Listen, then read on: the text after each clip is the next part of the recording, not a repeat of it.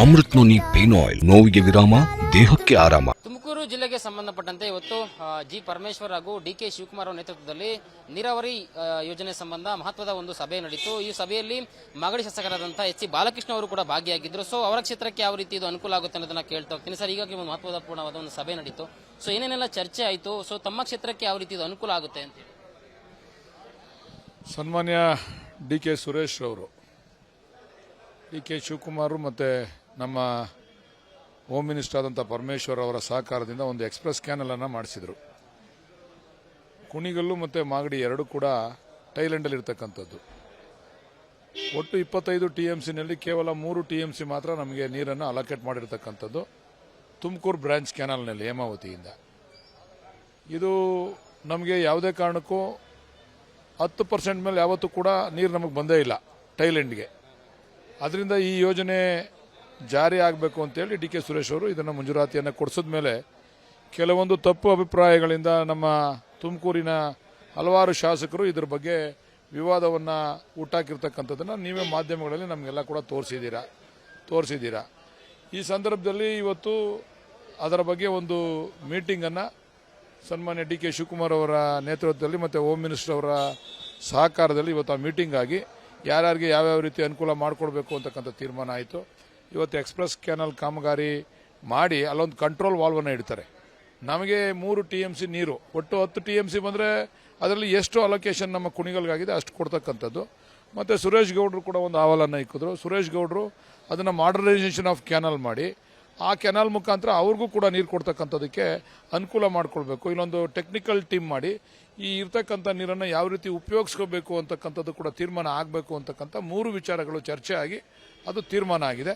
ಅದರಂತೆ ಇವತ್ತು ಸಭೆ ಮುಕ್ತಾಯ ಆಯಿತು. ಎಲ್ಲರಿಗೂ ಕೂಡ ಅನುಕೂಲ ಆಗಬೇಕು, ಬನ್ನಿ ಸಿರಣ್ಣ, ಎಲ್ರಿಗೂ ಕೂಡ ಅನುಕೂಲ ಆಗಬೇಕು ಅಂತಕ್ಕಂಥ ವಿಚಾರವಾಗಿ ಚರ್ಚೆ ಭಾಳ ಫಲಪ್ರದವಾಗಿ ಎಲ್ಲರೂ ಕೂಡ ಸಹಮತದಿಂದ ಈ ಕಾರ್ಯಕ್ರಮವನ್ನು ಮುಂದುವರಿಸಿಕೊಂಡು ಹೋಗಬೇಕು ಅಂತ ತೀರ್ಮಾನ ಮಾಡಲಾಯಿತು. ಸರ್, ಈಗ ಬೆಂಗಳೂರು ಗ್ರಾಮಾಂತರ ಲೋಕಸಭಾ ಕ್ಷೇತ್ರದಲ್ಲಿ ತಮ್ಮ ಪಾಲಿಗೆ ಇದು ಅನಿರೀಕ್ಷಿತ ಅಭ್ಯರ್ಥಿಯಾಗಿರ್ತಕ್ಕಂಥ ಡಾಕ್ಟರ್ ಸಿ ಎನ್ ಮಂಜುನಾಥ್ ಅವರು ಗೆಲುವನ್ನು ಸಾಧಿಸಿರ್ತಕ್ಕಂಥದ್ದು ಈಗ ಒಂದು ಇತಿಹಾಸ. ಸೊ ಮುಂದಿನ ದಿನಗಳಲ್ಲಿ ಗ್ರಾಮಾಂತರ ಕ್ಷೇತ್ರ ತಮ್ಮದು ಕೂಡ ವ್ಯಾಪ್ತಿಗೆ ಒಳಪಡುತ್ತೆ. ಸೊ ಅಭಿವೃದ್ಧಿ ವಿಚಾರವಾಗಿ ತಾವು ಯಾವ ರೀತಿ ಜೊತೆ ಸಹಕಾರಿಯಾಗಿರ್ತೀರಾ, ಯಾವ ರೀತಿ ಚರ್ಚೆಗಳು ನಡೀತಾ ಇದೆ, ಅಭಿವೃದ್ಧಿ ವಿಚಾರದಲ್ಲಿ ಯಾವ ರೀತಿ ಮುಂದಕ್ಕೆ ಹೋಗ್ತೀರಾ ಅಂತ ಜೊತೆಯಾಗಿ? ಬಹುಶಃ ಈ ಪ್ರಶ್ನೆ ಅಪ್ರಸ್ತುತ ಅನ್ಕೊಂಡಿದ್ದೀನಿ. ನಮಗೆ ಪ್ರಮುಖವಾಗಿರ್ಬೇಕಾಗಿರ್ತಕ್ಕಂಥದ್ದು ಈ ಸಭೆ ವಿಚಾರ.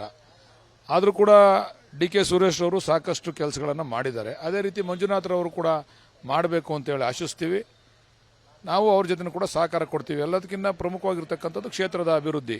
ಕ್ಷೇತ್ರಕ್ಕೆ ಡಿ ಕೆ ಸುರೇಶ್ ಅವರು ಯಾವ ರೀತಿ 24/7 ಕೆಲಸ ಮಾಡಿ ಅಭಿವೃದ್ಧಿಯನ್ನು ಮಾಡ್ತಿದ್ರು ಆ ದಿಕ್ಕಿನಲ್ಲಿ ಮಂಜುನಾಥ್ ಅವರು ಕೂಡ ಕೆಲಸ ಮಾಡಿದ್ರೆ ಖಂಡಿತ ಅವ್ರಿಗೂ ಕೂಡ ನಾವು ಸಹಕಾರವನ್ನು ಕೊಡ್ತೇವೆ.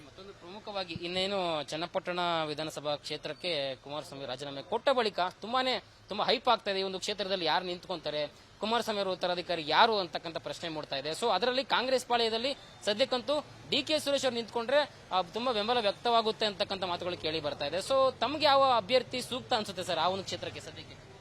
ಸದ್ಯಕ್ಕೆ ಇದು ಪ್ರಿಮೆಚೂರ್ ಪ್ರಶ್ನೆ. ನೋಡೋಣ ಇನ್ನು ಮುಂದೆ ಯಾವ ರೀತಿ ಒಂದೊಂದು ತಿಂಗಳಿನಲ್ಲಿ ಒಂದೊಂದು ತರ ಜನಗಳ ಮನಸ್ಸುಗಳು ಬದಲಾವಣೆ ಆಗ್ತಕ್ಕಂಥದ್ದನ್ನು ನಾವೆಲ್ಲ ಕೂಡ ನೋಡ್ತಾ ಇದ್ದೀವಿ. ಅದರಿಂದ ಚುನಾವಣೆ ಘೋಷಣೆ ಆದ ನಂತರ ನಮ್ಮ ಅಭ್ಯರ್ಥಿಯನ್ನು ತೀರ್ಮಾನ ಮಾಡ್ತೀವಿ.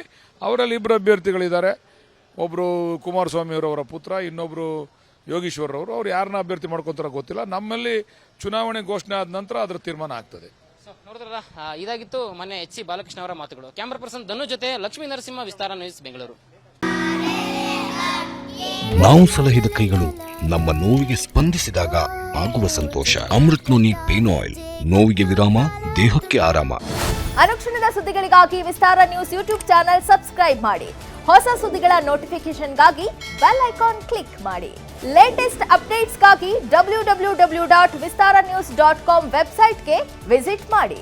ಅಂಗೈಯಲ್ಲೇ ಜಗತ್ತಿನ ಸುದ್ದಿ ತಿಳಿಯಲು ವಿಸ್ತಾರ ನ್ಯೂಸ್ ಕನ್ನಡ ಆಪ್ ಡೌನ್ಲೋಡ್ ಮಾಡಿ.